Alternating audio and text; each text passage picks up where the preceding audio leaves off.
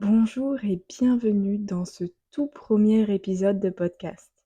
Aujourd'hui, on va parler de l'impact des émotions sur le corps de votre animal. Tout d'abord, qu'est-ce qu'une émotion? Une émotion, c'est un message. Une émotion vous indique que quelque chose va ou ne va pas. Elle est neutre, c'est juste un message. Les émotions nous rendent vivants, que ce soit pour nous humains ou pour nos animaux. C'est comme une petite alarme, une notification. Une émotion est faite pour être vécue, ressentie et libérée. Une émotion est faite pour nous traverser. Le problème, c'est que rares sont les fois où on s'autorise à se libérer de cette émotion. Déjà à la ressentir et surtout à se libérer de cette émotion. Souvent, on va la bloquer, que ce soit en lien avec les traumas du passé ou du présent, ou que ce soit en lien avec nos croyances et très souvent, on va faire de même avec nos animaux. On ne va pas les laisser ressentir cette émotion. On ne va pas les laisser se libérer de cette émotion et on va les contraindre à prendre sur eux, à ne pas évacuer cette émotion et cette émotion va se cristalliser dans ces cellules et à moyen long terme, elle déclenchera une maladie. Pourquoi? Parce qu'une émotion a une vibration qui lui est propre. L'amour et la joie ont une très très haute vibration. Ce sont des vibrations de guérison, alors que la peur, la colère et la souffrance, par exemple, sont des émotions qui vont avoir une vibration très basse et qui ne concordera pas avec les vibrations de la cellule du corps. Et comme on va garder cette vibration qui n'entre pas en résonance avec les vibrations de nos cellules, eh bien quand cette vibration va rester longtemps dans la cellule, elle va faire baisser la vibration de cette cellule-là. Et comme la cellule du corps va diminuer en vibration, elle va commencer à se nécroser, à mourir. Alors, quand c'est dans une cellule, c'est une chose, mais quand c'est dans plusieurs cellules du corps, à un moment donné, ça commence à créer une dysfonction dans le corps de votre animal par rapport à l'endroit où est cristallisée cette émotion-là. Les émotions peuvent se cristalliser dans des organes qui sont sièges de ces émotions. Par exemple, le foie, qui sera le siège de la colère, l'estomac, siège de la rumination, les voies respiratoires qui seront le siège de la tristesse, etc., etc. Mais elles peuvent également se cristalliser dans d'autres endroits. Ça va vraiment dépendre de l'animal, de son vécu, du choc traumatique. Est-ce que c'est lié à une blessure, à du transgénérationnel, etc., etc. Ça va vraiment dépendre de tout ça. À savoir également qu'une émotion est toujours raccrochée à une mémoire, une situation. Et c'est cette situation qui va créer l'émotion. Donc si par exemple votre animal ressent de la peur suite à un traumatisme, qui peut être un accident avec une voiture, de là s'est cristallisé de la peur. Sachez que cela va rester ancré dans la mémoire de la cellule et de l'ADN. Parce que de cette situation traumatique va se développer la croyance que si je croise une voiture, je vais mourir, ou alors que la voiture est dangereuse, etc., etc. Ce genre de croyances vont faire que les descendants auront une trouille des voitures, alors qu'eux n'auront jamais eu ce traumatisme avec des voitures. Et les gardiens ne sauront jamais pourquoi est-ce qu'ils réagissent comme ça. D'ailleurs, j'avais fait une expérience que j'ai publiée sur Insta, sur un réel, dans lequel je teste l'expérience des motos avec le riz. Le titre du réel, c'était Je vous montre à l'œil nu l'impact des émotions sur le corps de votre animal. L'expérience était de faire cuire du riz, de l'égoutter, une fois bien égoutté, de le mettre dans 2 bocaux distincts. Dans un bocaux, écrire des petits mots à haute vibration comme l'amour, la joie, le bonheur.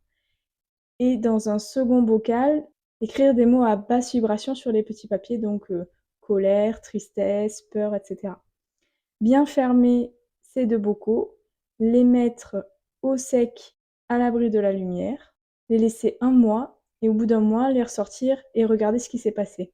Et dans mon cas, on voyait bien que le bocal contenant les mots à basse vibration avait noirci, avait pourri, alors que le bocal contenant les émotions, les mots à haute vibration était resté normal.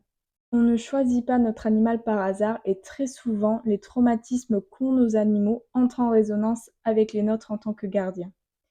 Soit c'est le traumatisme en lui-même, soit ce sont les émotions qui entrent en résonance. Par exemple, l'animal et le gardien ont vécu tous deux un accident de voiture, ou alors l'animal et le gardien ont tous deux vécu une immense frayeur. C'est donc l'effet miroir.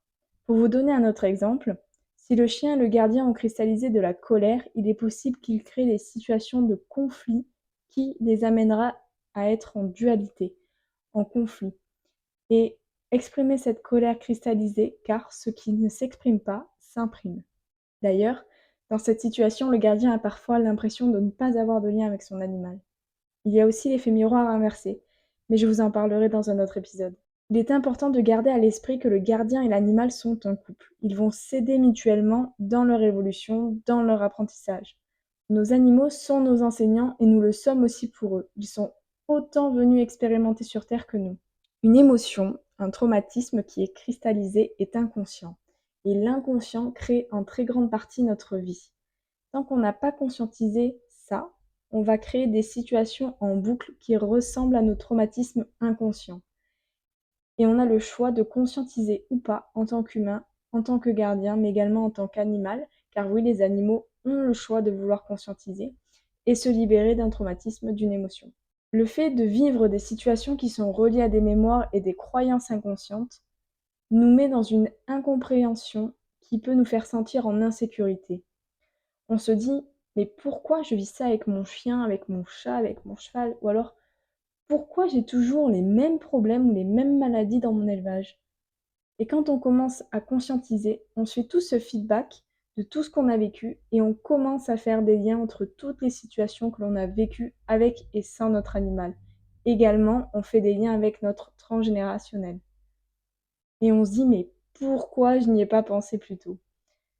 Et quand on a accès au transgénérationnel de notre animal, on comprend également pour quelles raisons il vit certaines problématiques, et ce parfois en boucle.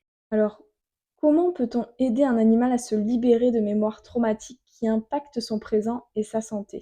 En utilisant la déprogrammation et la reprogrammation. Cela va permettre de faire en sorte que les émotions de cette mémoire n'impactent plus la santé psychologique et physique de votre animal et n'impactent plus ses choix. Cela permet de rendre l'inconscient conscient. Et sans cette étape, on ne peut pas aider l'animal à se libérer. J'insiste sur le fait que, comme l'humain, c'est à l'animal de conscientiser. En soin, je guide les animaux vers cette conscientisation, et le choix appartient à l'animal, car je suis intimement convaincue que le changement peut se faire de l'intérieur et non de l'extérieur. Ensuite, vient la libération émotionnelle qui est de laisser l'animal ressentir l'émotion. Laisser cette émotion s'exprimer, puis un ancrage dans la matière est important. Car si l'on n'œuvre que sur le psychologique, l'émotionnel et l'énergétique sans œuvrer dans la matière, il se peut qu'un blocage se produise au niveau du corps, car le corps peut se mettre en sécurité, et auquel cas, la libération ne se fera pas dans le corps. Ce qui est important de garder à l'esprit, c'est que l'animal et le gardien ont toujours le choix de se libérer ou non de leur traumatisme.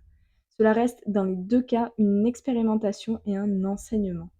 Ce qui peut bloquer le fait de ne pas vouloir se libérer de ces traumatismes, que ce soit pour l'animal et le gardien, c'est la peur de laisser quelque chose et la peur du changement, de l'inconnu, du renouveau. Car lorsque l'on se libère de nos traumatismes, nous changeons intérieurement et l'environnement extérieur aussi change.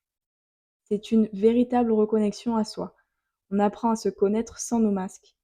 C'est une grosse sortie de zone de confort que de faire le choix que de se reconnecter à soi et de se libérer de ces traumas, que ce soit pour le gardien et l'animal. Il y a aussi l'aspect d'éponge émotionnelle. L'animal choisit d'éponger l'émotion de son gardien. C'est pour certains animaux la mission qu'ils se sont donnés à expérimenter dans cette incarnation. L'éponge émotionnelle, c'est l'animal qui décide d'aider son gardien à porter son fardeau énergétique et émotionnel. C'est un choix de l'animal. C'est-à-dire que vous pouvez faire toutes les coms animales que vous voulez, tous les soins énergétiques que vous voulez.